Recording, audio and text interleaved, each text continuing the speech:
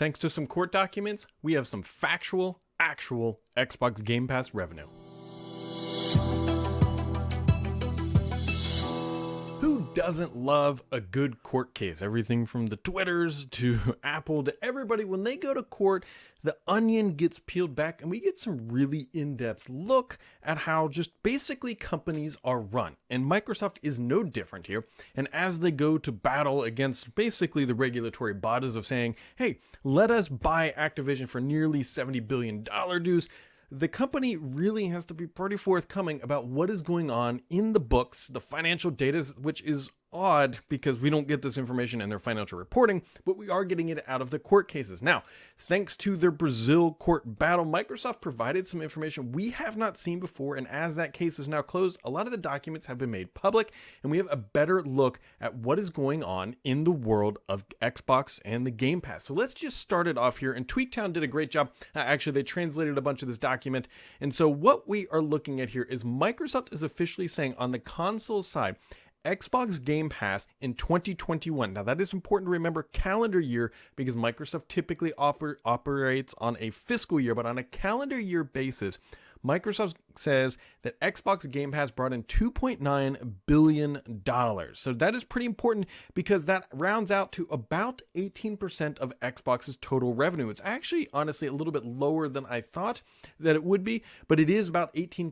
Microsoft, for that time frame, brought in about $16.2 billion.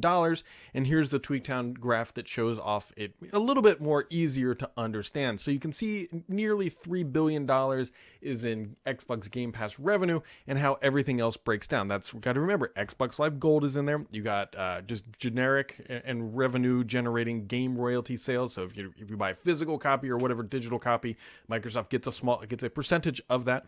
I was going to say small, but we don't actually know what the actual revenue split there is. It's smaller, but it's not. We don't actually know.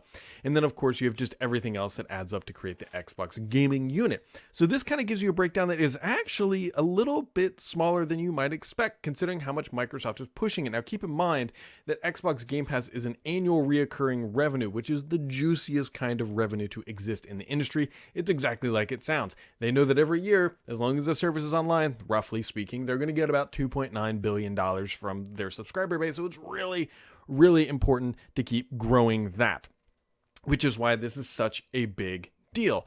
Now, Microsoft has to make a judgment call. Is $2.9 billion in 2021, is that good? Like generally speaking, like as a dear listener, is that good for Microsoft? Is that where they wanted to be? Well, there was public information out that kind of leaked through the grapevine that said, hey, Microsoft actually missed. Now, we know as of right now, Microsoft has about 25 million Game Pass subscribers. That's all in. That is what they announced in, what was that? I believe January of 2022. They said, we got 25 million Game Pass subscribers. So is that number good or bad? The question is kind of out there because Microsoft won't, of course, Microsoft's going to say, yes, it's good. But as we dive in here, so Xbox Game Pass was launched in June of 2017. Since Microsoft has launched Xbox Game Pass, they have acquired a ton of studios. They've acquired Compulsion Games in 2018, In Exile, same time frame, Ninja Theory, Obsidian, Playground Games, Undead Labs, and then, of course, Bethesda and ZeniMax in 2021. And now Microsoft is obviously trying to close Activision here for $70 billion. So you kind of got to put things together here that leading up to this massive acquisition, Microsoft was just chipping away at it. Now, granted, the Bethesda ZeniMax was around over $7 billion. So that was not a small purchase. But the fundamental thing I'm trying to understand is, like, does Microsoft think Xbox Game Pass is in a good position? Clearly, they went through this buying journey here, snatching up a whole bunch of different game studios, and is able to probably pretty effectively map quality titles coming out to Xbox Game Pass subscriber growth, which is exactly what they wanted to see, which is why they bought ZeniMax for $7 billion, or Bethesda, whatever you want to refer to them as. And of course, all the other purchases leading up to that point. Is Xbox Game Pass in a good position? Well, if you think about it, if you look through all of this data that we are getting here, I think the answer has to be that Microsoft, while they may not always be super happy with the growth rate, and maybe that's why they're trying to dump some fuel onto it, they have to see that there is a good relationship between releasing games and the growth, which it sounds crazy to say that, but at the same time, it's always a gamble. Nothing in life is certain until you actually go and execute upon it. And so as Microsoft sits here and says, look, how do we grow this service 10x in the next 5 years? Or maybe even it's something smaller than that. And they say, well, we got to go out and spend some money. We've proven it is effective to go buy studios.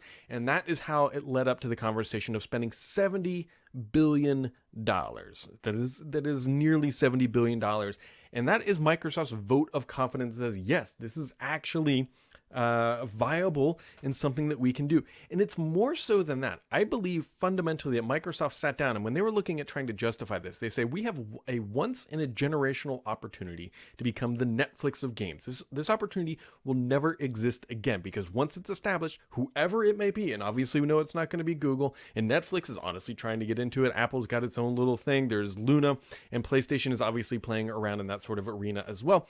That there's only one chance in a generation to establish it. And that is why I think Microsoft is willing to exert and extend themselves beyond what we would typically see in a buying spree from a company that is showing that, hey, Game Pass is only making $2.9 billion. Granted, they will make money, and they absolutely will make money outside of Game Pass. But Microsoft has already told us, judge us by our services, not by anything else. That is what we want to grow the most, and that is where they're investing this money, which is part of the reason why Microsoft is willing to spend like this. And so I think the justification is there, that as you look at this graph and they can see that the Game Pass growth, I guarantee they have internal plots about how much it will grow once they dump Call of Duty into it. Remember, Microsoft has genuine first-party data about how well these titles sells on their platform.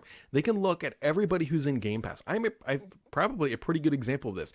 I believe, unless I've forgotten a title or two, this year alone, I have only purchased Game Pass, which is where I play majority of my stuff, and Call of Duty, and that's it. I don't think I've bought any other title outside that avenue, because if it's not, like, there's so many games in Game Pass at this point to play in the back catalog.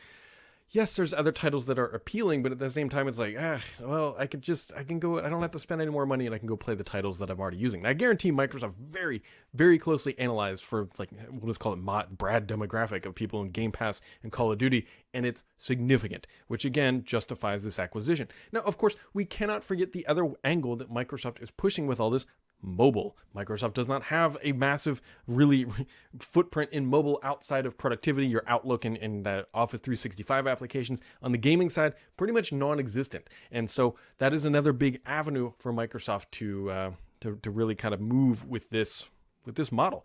So there you go. I find these numbers absolutely fascinating. It kind of gets me up in the morning. Not up in that. This overselling it a little bit, but like just knowing that we actually know it's about 18% for the last year, and we'll have to look and see how it grows. Microsoft may not ever share this number again until it's actually material inside of Xbox.